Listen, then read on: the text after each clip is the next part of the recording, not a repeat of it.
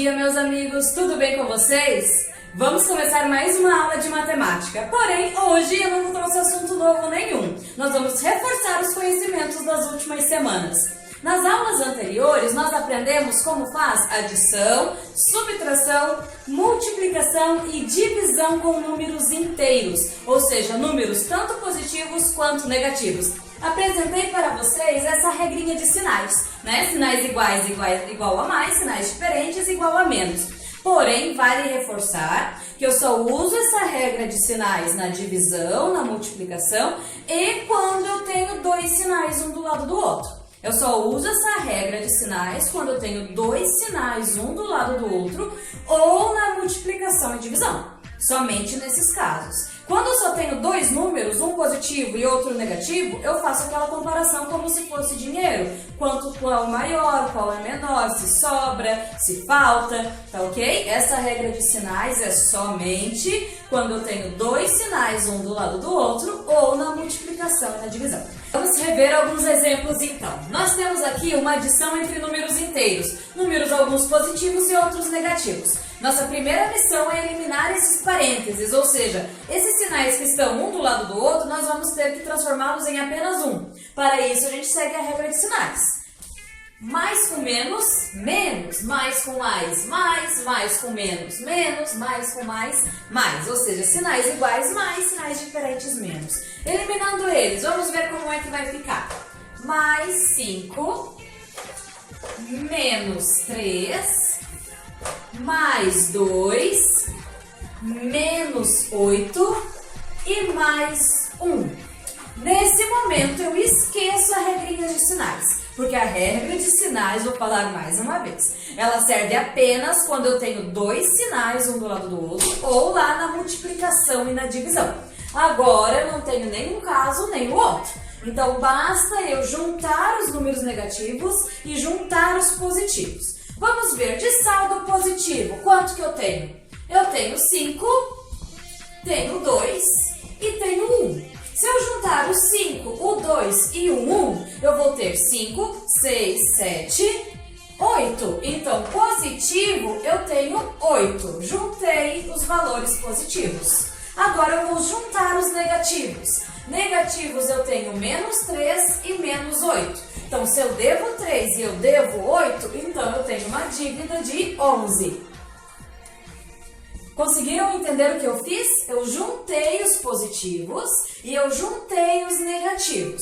Isso me quer me dizer o quê? Que nessa linha eu tinha 8 positivo e 11 negativo.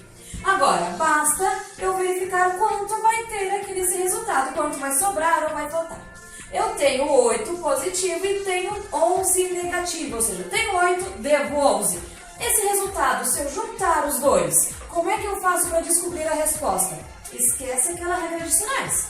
Não tem mais com menos. Não, aqui não. A regra de sinais é quando eu tenho dois sinais um do lado do outro. Tenho dois sinais aqui, um do lado do outro? Não, esse é daquele número, esse é desse. Não tem sinal sobrando. Então, basta eu analisar como se fosse dinheiro. Se eu tenho 8 e eu devo 11, eu vou ficar devendo 3. Né? 8, 9, 10, 11 é uma diferença de 3. Como se eu tivesse R$8 e tivesse uma dívida de 11. Eu ia continuar mesmo pagando com aquela dívida de R$3. Conseguiram entender aonde eu aplico a regrinha de sinais e aonde eu não aplico? Eu apliquei a regrinha de sinais enquanto eu tinha dois sinais um do lado do outro. Quando eu não tinha mais, que eu só tinha um sinal de cada número, eu juntei os positivos, juntei os negativos, depois vi se sobrava ou se faltava alguma coisa, para descobrir o resultado final aqui. Conseguiram entender? Espero. Muito bem, vamos a mais um exemplo. De olho como a Prof. Geise vai fazer para resolver. Primeiro eu vou eliminar esses sinais que estão sobrando, né? Onde tem dois sinais um do ladinho do outro, eu vou utilizar a regra de sinais para deixar apenas um.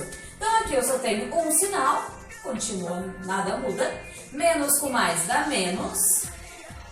Menos com menos, mais. Menos com mais, menos. E menos com mais, menos. Então, eu fiquei com o que aqui nessa linha? Menos 1, menos 5, mais 1, menos 3 e menos 2. Vamos juntar os números positivos e juntar os negativos para depois resolver a conta. Quais os números que eu tenho positivos aqui? Apenas o 1, então eu tenho mais 1. E negativos, quais que eu tenho? Eu tenho uma dívida de 1 aqui, outra de 5, outra de 3 e outra de 2. Vamos juntar todo mundo? Menos 5 com menos 1, juntando fica menos 6. Juntando esse menos 3, fica menos 9. Juntando esse menos 2, vai ficar menos 11. Então, nessa linha eu tinha o quê? 1 positivo e 11 negativo.